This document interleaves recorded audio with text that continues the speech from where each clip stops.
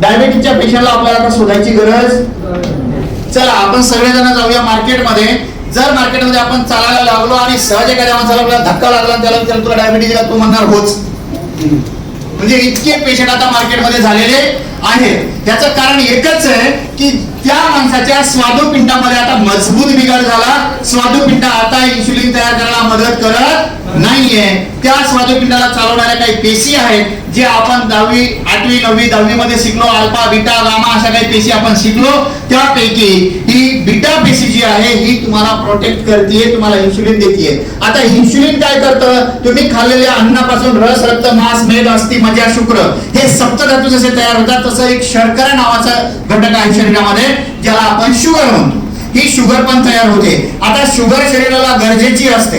जर तुम्ही मार्केटमधून दिवसभर कुठेही थकून भागून आला, घरी आल्यानंतर तुम्हाला खूप भूक लागली, बेचैनी झाली, आता तुम्हाला असं ग्लानी सारखं व्हायला लागलं की तुम्हाला तुमची बायको काय करते, पटकन एक कपभर हॅलो स्वादिष्ट पेय देते, बरोबर आहे की नाही.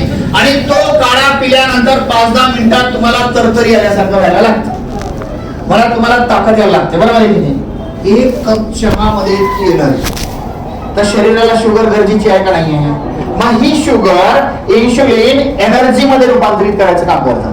पण ज्या वेळेला तुमचं इन्सुलिन तयार करण्याची फॅक्टरीज बंद पडते त्यावेळेला ती शुगर वाढायला लागते आणि ती तुमच्या शरीरामध्ये सॅच्युरेट व्हायला लागते, तुमच्या रक्तवाहिन्यांमध्ये चिटकायला लागते. तुमच्या रक्तवाहिन्या ज्या मस्त होत्या त्या अशा श्रिंक व्हायला लागतात, छोट्या व्हायला लागतात. मग प्रेशर वाढायला लागतं, मग रक्त पातळ व्हायची गोळी. ओके. मग हृदयावरती दाब आला, मग आता हृदयाला ताकद देणारी एक गोळी, मग कार्डियाक मसलला ताकद देणारी एक गोळी, आणि मग असं करत करत किडनीला प्रॉब्लेम झाला किडनीची एक गोळी, मग थोड्या दिवसांनी लिव्हरची एक गोळी, आणि मग वाटीवर गोळ्या खा आणि गोळ्या खाऊनच मग हे तुमचं आयुष्य, बरोबर आहे.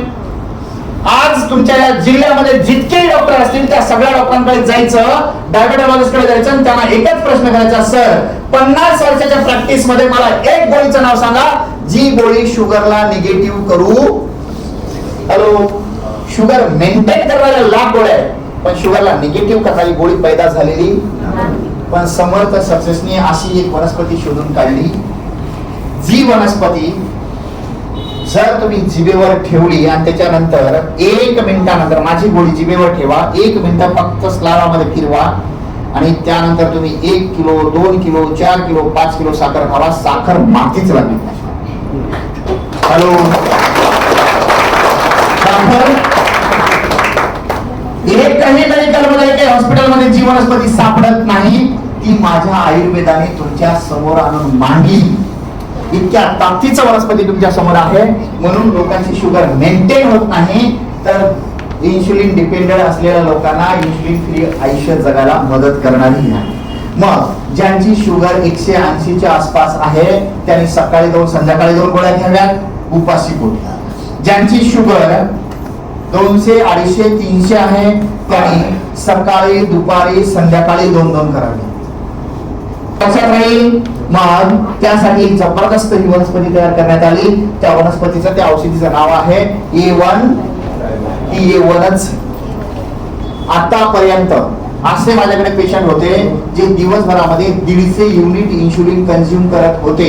कित्येक लोक अशाकडे माझ्याकडे असे उद्योगपती होते ज्यांच्याकडे पाईपलाईन होती. पाईपलाईन त्याने ब्लेझर मध्ये ते मशीन ठेवायचं आणि इथं एक पॅच लावून टाकायचं, तिथं ती सिरिंज लावून टाकायची.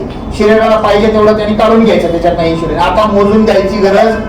असे पण लोक माझ्याकडे होते जे आता इन्सुलिन फ्री लाईफ जगत आहेत. असे लोक माझ्याकडे होते ज्यांची शुगर 500 550 600 पर्यंत गेलेली होती. ती लोक आता एकही गोळी न घेता सुंदर आयुष्य जगत. ओके, इतके बेस्ट प्रोडक्ट आहे आणि याचा वापर आपल्याला करायचा. त्यात काय काय वनस्पती आहेत मला प्रत्येक वेळा वाचायची गरज आहे का? तुम्हाला वाचता येतं? थोडी थोडी शाळा शिकलाय का तुम्ही? नक्की का?